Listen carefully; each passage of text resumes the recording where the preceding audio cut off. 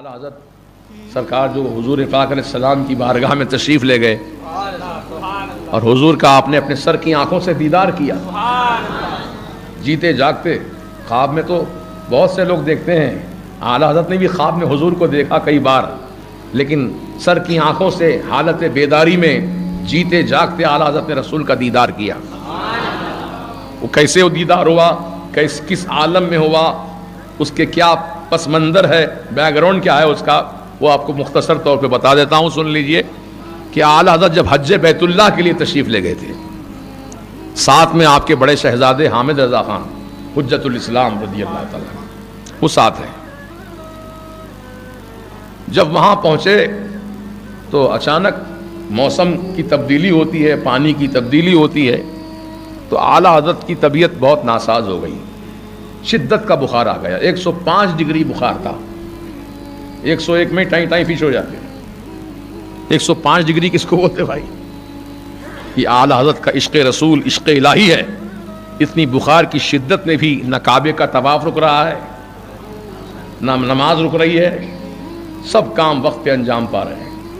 اسی عرصے میں مکہ شریف میں رہنے والے جو علماء کرام تھے، مفتیان نظام تھے، جس میں چاروں مسالک کے امام تھے، حنفی، شافعی، حنبلی، مالکی، یہ سب کے ائمہ کرام تھے وہاں پر، تو ان کے پاس کسی نے ایک سوال نامہ لکھ کے بھیجا عربی زبان میں کہ رسول پاک، یہ تو میں کہہ رہا ہوں رسول پاک، وہ تو بیہودہ نجدی تھے، وہ تو نبی کو علم غیب ہے یا نہیں، اگر ہے تو پھر قرآن و حدیث سے ثابت کر کے دکھاؤ، اور مدت بھی مقرر کر دی کہ 36 گھنٹے کا ٹائم اس نے رکھا کہ 36 گھنٹے میں اس کا جواب مجھے چاہیے، مدلل مفصل جواب چاہیے۔ تو حرمین شریفین کے علماء کرام مفتیان نظام نے جب سوال نامہ پڑھا اور ٹائم کی مدت دیکھی تو وہ ایک دوسرے پر اپنی ذمہ داری ڈال رہے تھے کہ بھئی آپ لکھ دیجئے جواب، اور دوسرے مفتی صاحب کہتے تھے آپ لکھ دیجئے بہتر رہے گا۔ یوں بات چل رہی تھی، اتنے میں کسی نے کہا کہ ہندوستان سے حضرت علامہ مولانا شاہ احمد رضا خان صاحب تشریف لائے ہیں، کیوں نہ ہم اس مسئلے کو ان سے رجوع کر دیں۔ دیکھیے آپ، تو کہا کہ ٹھیک ہے، ان سے ملاقات کی جائے، ان کو بتایا جائے تفصیل ساری، کتنے دیر میں ہم کو اس کا جواب چاہیے۔ اعلیٰ حضرت کا بخار ہے اس وقت، 105 ڈگری بخار ہے، اور یہ علماء سے ملاقات ہوئی، مفتیوں سے، تو انہوں نے بتا دیا کہ جواب ہم کو تحریری طور پہ چاہیے، قرآن و حدیث سے مدلل۔ تو اعلیٰ حضرت نے قبول فرما لیا، بعون اللہ الملک الوہاب، یہ فقیر عبید مصطفیٰ انشاءاللہ جواب لکھ دے گا۔ چنانچہ وہ سوال نامہ لے کر گئے اور بخار کی حالت میں اپنے بڑے شہزادے حجت الاسلام کو ساتھ لیا اور کعبۃ اللہ کے صحن میں پہنچ گئے اعلیٰ حضرت۔ کہاں پہنچے؟ کعبۃ اللہ کے صحن میں، جو مطاف کہتے ہیں، طواف کرنے کی جگہ، وہاں بیٹھ گئے۔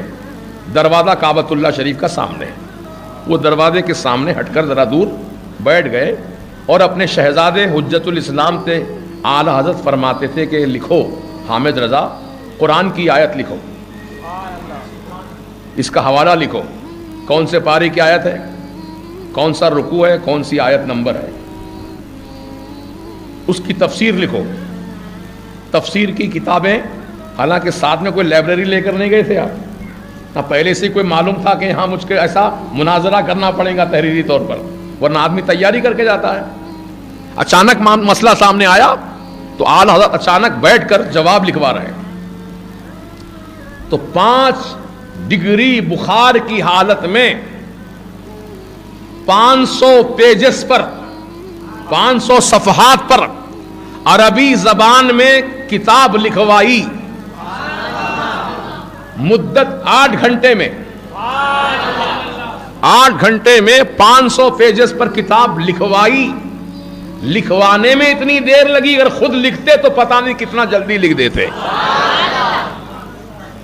میں بولوں، آپ سنیں، پھر قلم چلائیں، ٹائم لگتا نا، اگر خود آدمی لکھنا شروع کر دے تو جلدی کام ہو جاتا ہے۔ اعلیٰ حضرت چونکہ بخار کی شدت میں تھے، اس لیے اپنے شہزادے سے لکھوا رہے ہیں کہ لکھو حامد رضا، یہ دلیل پیش کرو یہ حوالہ پیش کرو، یہ تفسیر پیش کرو، یہ حدیث مبارک پیش کرو. جب لکھاتے لکھاتے اعلیٰ حضرت ایک لمحے کے لیے سوچتے اب اس کے بعد کون سی دلیل پیش کروں، اس کے بعد کون سا ثبوت پیش کروں، آپ کی نگاہیں اچانک در کعبہ پہ اٹھتی ہیں تو کیا دیکھتے ہیں؟ در کعبہ پر سرکار غوث اعظم نظر آ رہے ہیں اور فرما رہے ہیں اے احمد رضا پریشان کیوں ہوتا ہے، لکھ یہ دلیل، لکھ یہ حوالہ، لکھ یہ تفسیر لکھ. چنانچہ میرے غوث پاک کا فیضان راست طور پر اعلیٰ حضرت کو حاصل تھا اور آپ اعلیٰ حضرت کتاب لکھوا رہے ہیں. غوث پاک فرما رہے ہیں جب مکمل ہو گئی کتاب تو کتاب آپ نے علماء کی خدمت میں پیش کر دیا. ہینڈ رائٹنگ ہے، پرنٹنگ نہیں ہے، خط لکھوایا گیا ہے، قلم سے لکھوائی گئی کتاب. تو عزیزان ملت وہ کتاب کی اتنی شہرت ہوئی، اتنی عزت ہوئی کہ گورنر مکہ، جن کو شریف مکہ کہا جاتا تھا اس دور میں، جن کا نام ہے علی پاشا، ٹرکیوں کی حکومت تھی اور ٹرکیوں کا ہی وہاں پہ قبضہ تھا مکہ شریف مدینہ شریف، اس دور کی بات ہے یہ. تو علی پاشا کے پاس جو سنی تھے ان کے پاس کسی عالم نے تذکرہ کیا کہ ہندوستان سے ایک بہت بڑے عالم آئے ہیں جن کا نام احمد رضا ہے، انہوں نے علم غیب رسول پر ایسی پیاری کتاب لکھی ہے کہ پڑھنے کے بعد طبیعت باغ باغ ہو جاتی ہے، روح تازہ ہو جاتی ہے، ایمان طاقتور ہو جاتا ہے. تو علی پاشا نے جب کتاب کی تعریف سنی تو فوراً کہا کہ علماء سے کہے وہ کتاب میرے پاس بھیجوائیں، میں سننا چاہتا ہوں پڑھوا کر. چنانچہ علماء کا ایک مقدس قافلہ گیا علماء کے پاس، وہاں سے کتاب لے کر آئے اور علی پاشا کے دربار میں ایک وقت مقرر تھا، اس وقت میں وہ کتاب جو اعلیٰ حضرت نے لکھی تھی اس کو علماء پڑھ کے سناتے تھے علی پاشا کو. تو علی پاشا بھی عربی جاننے والے تھے، دانت میں انگلی پکڑ لی انہوں نے، یہ ہندوستان کا عالم، ہندی بولنے والا، اتنی اچھی عربی میں کتاب لکھوا دیا. حیرت زدہ تھے اور دلائل براہین ایسے مبارک کہ علی پاشا کی طبیعت مچل کر کہتی ہے کہ میں اس عالم دین کی زیارت کرنا چاہتا ہوں، انہیں بلایا جائے. چنانچہ اعلیٰ حضرت کو علی پاشا کا دعوت نامہ پہنچایا گیا. علی پاشا کی دعوت پر اعلیٰ حضرت علی پاشا کے دربار میں گئے، محل میں ان کے. جب اعلیٰ حضرت داخل ہوئے ان کے محل میں تو علی پاشا اپنی کرسی سے اٹھ کر کھڑے ہو گئے، استقبال کیا اعلیٰ حضرت کا. حالانکہ وہ بادشاہ ہیں، مکہ شریف کے گورنر ہیں، اعلیٰ حضرت کا استقبال کھڑے ہو کے کر رہے ہیں. اپنے بازو کو کرسی بچھوائی اور اس پر اعلیٰ حضرت کو بٹھایا. کتاب کے تعلق سے مختصر گفتگو ہوئی اور اس کے بعد علی پاشا نے کہا کہ اے احمد رضا خان، عالم باعمل، عاشق رسول، عالم مدقق، آپ کی معرکۃ الآرا تصنیف سن کر میرا ایمان تازہ ہو گیا. اب فرمائیے میں آپ کی کیا خدمت کروں؟ کس نے کہا؟ یہ علی پاشا نے. کیا خدمت کروں آپ کی بتائیے. اگر کوئی دنیا کا حریص و آدمی ہوتا، کچھ دنیا چاہنے والا، تو کہتا علی پاشا آپ تو پاشا ہیں یہاں کے، کچھ دے دیجئے، خزانے بھر بھر کے دے دیجئے تاکہ میں لے جاؤں اپنے ہندوستان میں، وہاں جا کے کچھ کام کر لوں اپنا. نہیں، میرے اعلیٰ حضرت نے نہ دنیا مانگی نہ دنیا کی دولت مانگی. یہ عشق رسول دیکھو اعلیٰ حضرت کا.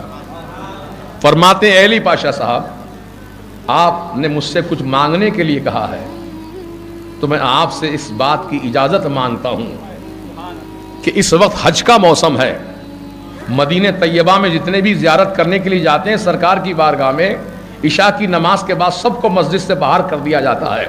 کسی کو مسجد شریف میں اندر رہنے کی پرمیشن نہیں ہے. آپ مجھے پرمیشن لکھ کر دیجئے، اجازت نامہ لکھ کر دیجئے کہ ایک رات میں تنہا اپنے آقا کی بارگاہ میں گزارنا چاہتا ہوں. مجھے کچھ نہیں چاہیے، سرکار کی بارگاہ میں ایک رات گزارنے کا مجھے موقع دیا جائے. علی پاشا خوش ہو گئے، فوراً اجازت نامہ تحریر کر کے حوالے کر دیا. اعلیٰ حضرت نے اس کو بوسہ دیا، اجازت نامے کو سر پہ رکھا، خوشی سے جھومتے ہوئے. اس وقت اونٹوں پہ سفر ہوتا تھا. اعلیٰ حضرت بخار کی شدت میں اونٹ پہ سوار ہیں، شدت کی گرمی ہے، سفر کرتے کرتے کرتے کرتے 8 دن میں مکہ شریف سے مدینہ شریف پہنچے. راستے میں کہیں کہیں قیام ہوا آپ کا طبیعت کی وجہ سے. وہ چلتے چلتے 8 دن کی مدت میں مدینہ پاک پہنچے.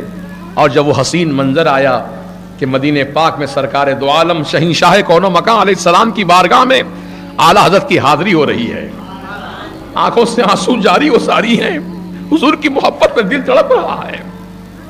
جب عشاء کی نماز ہو چکی, سب کو باہر کر دیا گیا, دروازے بند, کھڑکیاں بند. اب رسول کی بارگاہ ہے اور اعلیٰ حضرت کی ذات ہے, کوئی نہیں ہے وہاں, اعلیٰ حضرت سرکار ہے. آقا کی بارگاہ میں عرض کرتے ہیں یا رسول اللہ, احمد رضا کو آپ نے خواب میں کئی مرتبہ دیدار عطا کیا, یہ آپ کا کرم ہے سرکار, لیکن آج احمد رضا ایک تمنا لے کر آیا ہے آپ کی بارگاہ میں. میں خواب میں نہیں, حالت بیداری میں آپ کا جلوہ دیکھنا چاہتا ہوں. سرکار کرم کر دیجئے, اپنا جلوہ دکھا دیجئے. زارو قطار روتے رہے, اور یہ غزل اسی وقت لکھ کر آپ نے سنائی حضور کو. وہ سوئے لالا زار پھرتے ہیں, اے بہار تیرے دن پھرتے ہیں. یہ غزل نعتیہ غزل لکھ کر کے اعلیٰ حضرت نے حضور کی بارگاہ میں پڑھی, سنایا سرکار کو. بس وہ مقبولیت کا وقت تھا, آپ کا معروضہ قبول ہو گیا. رسول اعظم علیہ السلام نے اپنا جلوہ سر تا پا دکھایا, سر سے لے کے پاؤں تک اتنا چہرہ ہی نہیں دکھایا, پورا بدن پاک حضور کا اعلیٰ حضرت نے اپنے سر کی آنکھوں سے دیکھا.